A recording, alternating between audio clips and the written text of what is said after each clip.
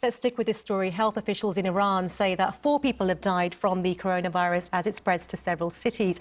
18 cases have now been officially reported in the Iranian outbreak, which is said to have started in the city of Qom.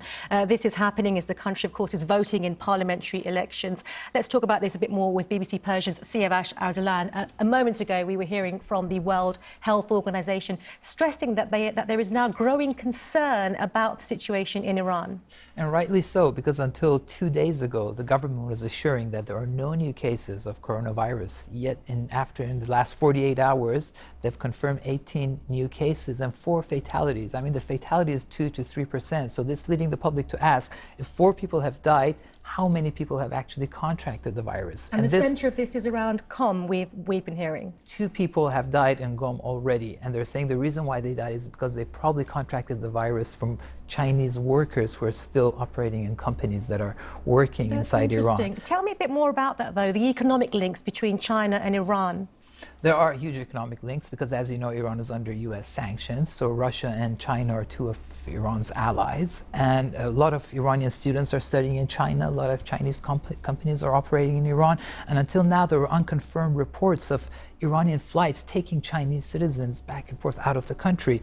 So all that led to the government finally 2 days ago, when they could not conceal it anymore, so stories and pictures emerging on social media that hospitals are unprepared, that people are begging, going to the hospitals and begging to be tested, and they're not, they're being turned away. The government finally came out with these numbers, and now they're trying to restore that lost public trust.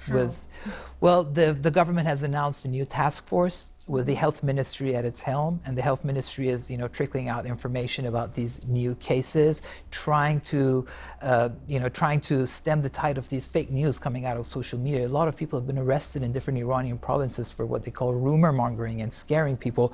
And today we've heard the Turkish health minister saying that his Iranian counterpart told him that they're suspecting that over 750 people may have contracted the virus inside Iran as well. So I think the world will now be looking at Iran as a case of, a government like China being complacent at first, not trying to show the magnitude of the issue, and being finally forced to act. And of course, this news adds another layer of uncertainty on a day which is significant for the country. It is, of course, going to the polls. Has it affected people going to cast their vote, or are there other factors at play here which are affecting people's decisions? I think both factors will affect it, because it couldn't have come at a worse time for the Iranian government. They need to show, they need to project popular support by showing that there's been a high turnout in the elections, and now they can either blame it on the coronavirus, or they can say, look, despite the coronavirus, people came out to vote. But the government its legitimacy has been eroded in the past months because of all these issues that's been going on in Iran. They came to the brink of a military confrontation with the U.S. There were huge street-wide protests in Iran. So the government is struggling to restore its legitimacy in the eyes of the people. And how this will affect, how this will play out, we have to see the numbers that will come out about voter participation tomorrow, and how the authorities will link that to the corona factor. Of course, interesting weekend ahead for the country. Thank you very much, Siarvash.